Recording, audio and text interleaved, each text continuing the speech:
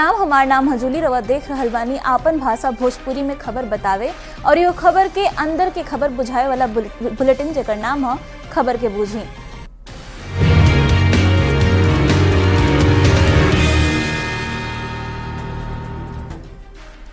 सबसे पहले बात बीपीएससी 70वीं पीटी परीक्षा के बापू एग्जाम सेंटर पर हंगामा के बाद रद्द कइल गइल परीक्षा के री एग्जाम भइल।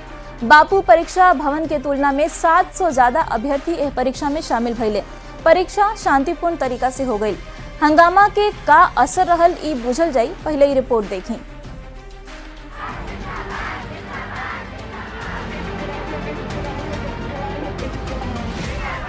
अलर्ट मोड पर प्रशासन, प्रशांत किशोर के साथ है छात्र सबके प्रदर्शन। राजधानी पटना में सबके बीच शांतिपूर्ण तरीका से बापू सेंटर के रद्द भइल परीक्षा के री एग्जाम भइल। सवालात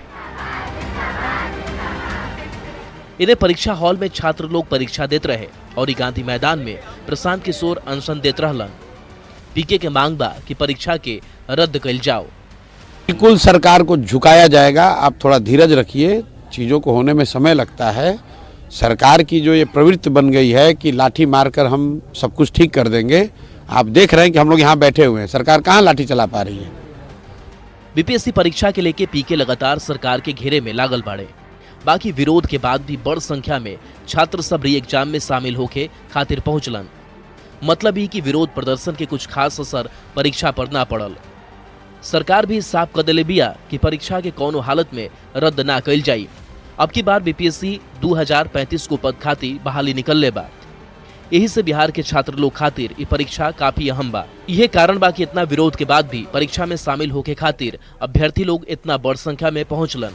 परीक्षा खत्म होके से पहले ही इहो खबर आ गई कि जनवरी के लास्ट तक परीक्षा के रिजल्ट भी जारी कर देल जाई। पटना से संवाददाता रजनीश कुमार के साथ है ब्यूरो रिपोर्ट न्यूज 18। अब चलिए बूझल जाओ कि री एग्जाम के मायने का बा। बिहार में लगातार बीपीएससी के खिलाफ प्रदर्शन होत रहे। 70वीं बीपीएससी पीटी परीक्षा रद्द करे के मांग कल जात रहे। सरकार साफ साफ ही कह दिलस कि परीक्षा के रद्द ना कल जाए, चाहे कुछ हो जाओ। खाली बापू एग्जाम सेंटर पर हंगामा भइल रहे, यही से बापू एग्जाम सेंटर के परीक्षा के रद्द कर दिल गई। ओकरे एबरा री एग्जाम रहे।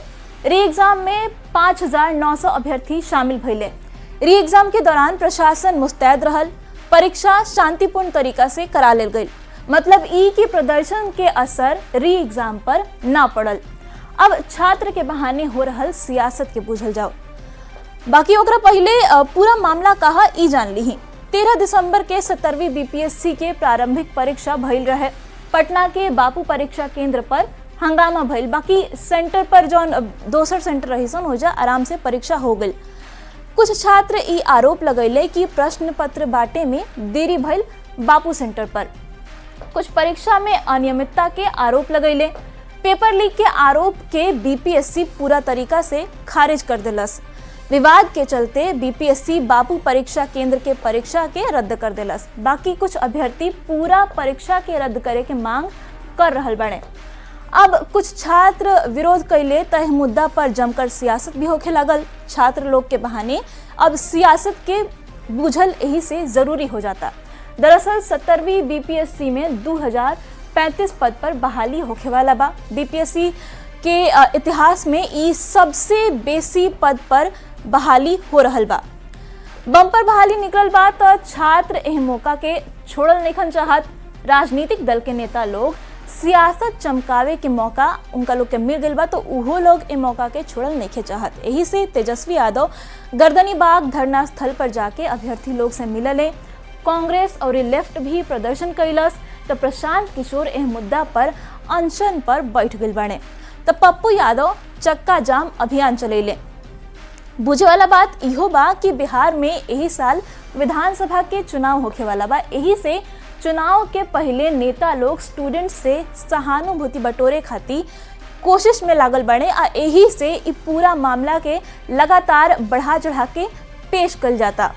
छात्र लोग के बाद अब बात कल जाओ शिक्षक लोग के बारे में। बिहार में फेज वाइज शिक्षक के ट्रांसफर पोस्टिंग हुई। 6 चाहे 7 जनवरी से ट्रांसफर के प्रक्रिया शुरू हो जाई और जनवरी में ही यह प्रक्रिया के पूरा कर लेल जाई।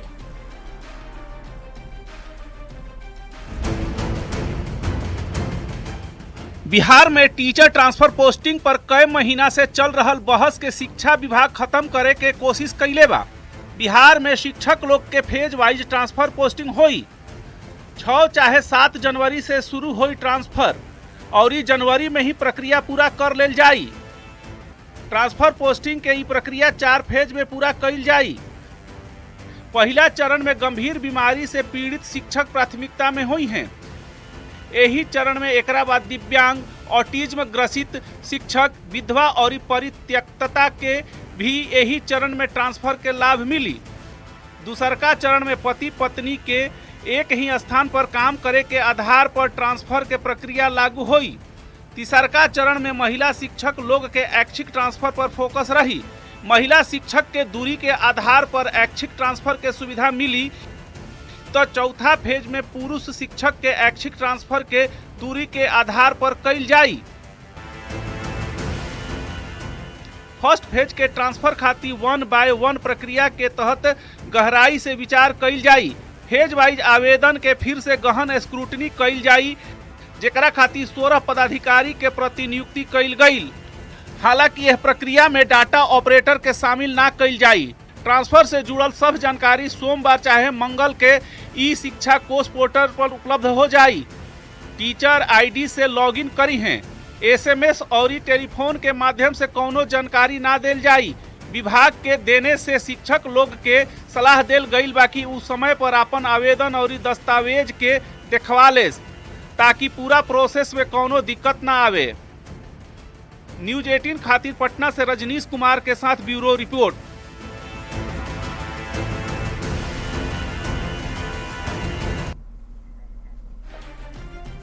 अब टीचर ट्रांसफर पोस्टिंग पर जरूरी जानकारी ले ली है। बिहार में शिक्षक काफी पहले से ट्रांसफर पोस्टिंग के मांग करत रहे लोग।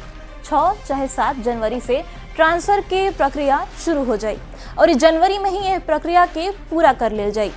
कितना फेज में बिहार में टीचर के ट्रांसफर पोस्टिंग हुई इहो जान ली है। 4 फेज में पोस्टिंग मुख्य वाला बटे। पहला फेज में केकर ट्रांसफर हुई इहो जान ली है। गंभीर बीमारी से ग्रसित लोग के पहलका फेज में ट्रांसफर पोस्टिंग कल जाई। अब एमे के आवेला उहो जान ली। दिव्यांग के भी आई, ऑटिज्म ग्रस्त लोग के भी ट्रांसफर कल जाई, विधवा के और परित्यागता के एमे पोस्टिंग कल जाई। गंभीर बीमारी में कौन कौन बीमारी बाटे इहो जान ली। कैंसर, चाहे किडनी से रिलेटेड कोनो बीमारी होखे, चाहे लीवर से संबंधित कोनो बीमारी होखे, चाहे हृदय मतलब दिल से संबंधित कोनो बीमारी होखे, तो ओकरा के गंभीर बीमारी के श्रेणी में रखल जाई। दूसरका फेज में केकर ट्रांसफर हुई इहो जान ली। पति पत्नी के ट्रांसफर दूसरका फेज में कल जाई। अब बात कर जाओ तीसरका फेज के। तीसरका फेज में केकर ट्रांसफर हुई। महिला शिक्षक के ऐच्छिक ट्रांसफर तीसरका फेज में कल जाई।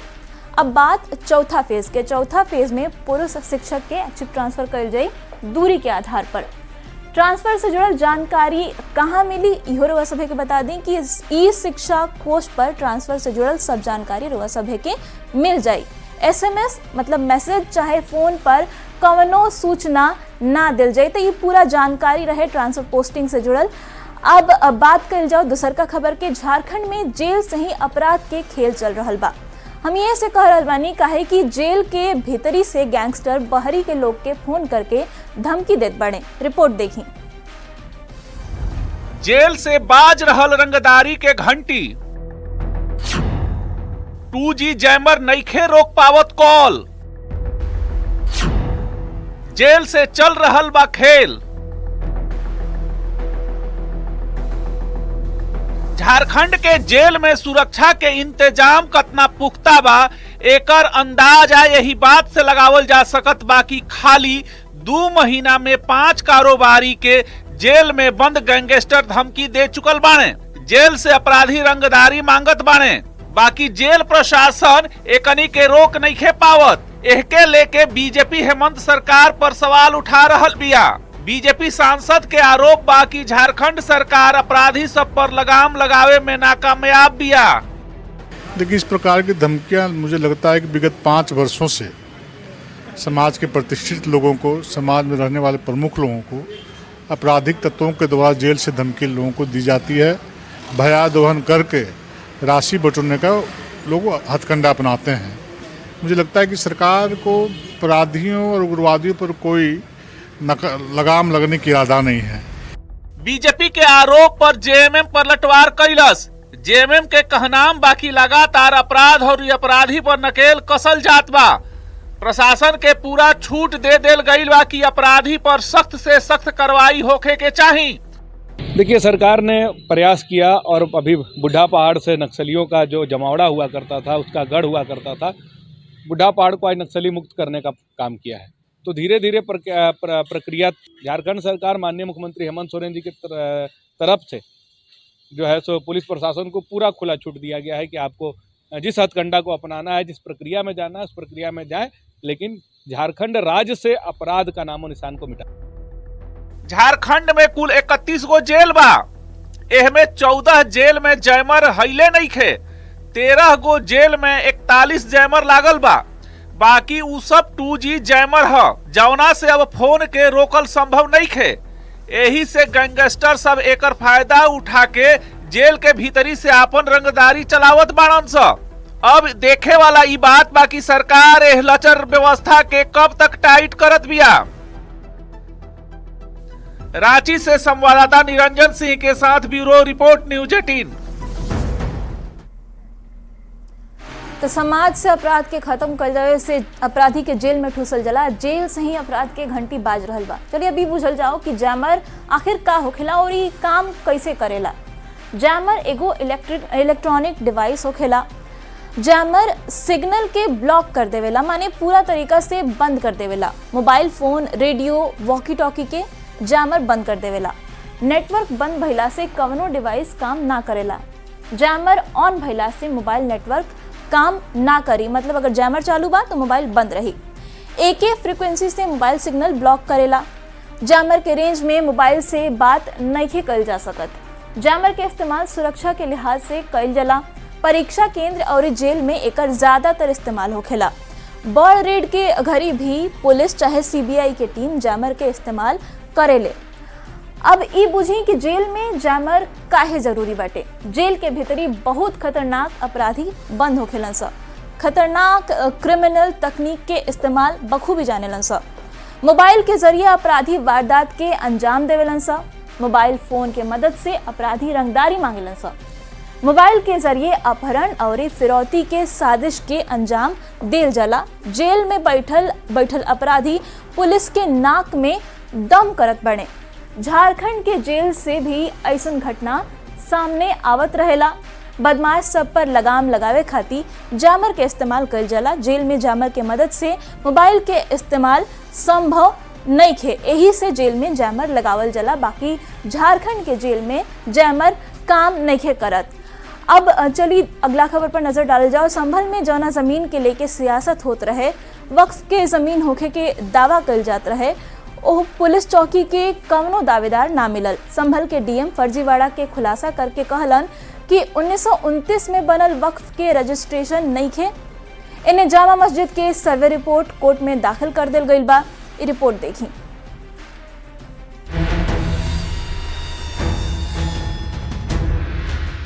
जामा मस्जिद के सर्वे रिपोर्ट कोर्ट में दाखिल कर देहल बा। करीब 45 पन्ना के सर्वे रिपोर्ट के साथ मस्जिद के भीतरी के फोटो और वीडियो भी पेन ड्राइव में कोर्ट के सामने पेश कइल गई।